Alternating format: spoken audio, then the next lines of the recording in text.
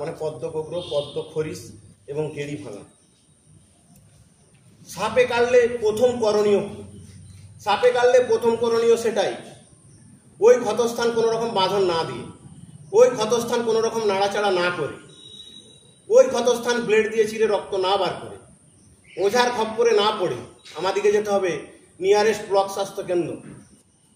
সাপে কাটলে কোন হসপিটাল ভালো কোন হসপিটাল খারাপ জানার কোনো প্রয়োজন নেই, আমাদেরকে যেতে হবে নিয়ারেস্ট ব্লক স্বাস্থ্য কেন্দ্রেই। মনে রাখতে হবে সাপে কাটলে 100 মিনিট মানে গোল্ডেন সময়, ওই গোল্ডেন সময়ের মধ্যে আমাকে হসপিটালে পৌঁছাতে হবে যদি সাপ বিষ দেয় শরীরে। সাধারণত সাপে কাটলে 80% ড্রাই হোয়াইট, মানে সাপ বিষ দেয় না। তাই সাপে কাটলে 3টে জিনিস, নাম্বার 1 100 মিনিটের মধ্যে নিয়ারেস্ট ব্লক স্বাস্থ্য কেন্দ্র, নাম্বার 2 ক্ষতস্থানে এগিয়ে কখনো বাঁধন দেবেন না, নাম্বার 3 কখনো ওঝার কাজকে যে নিজের জীবনটা নষ্ট করবেন না।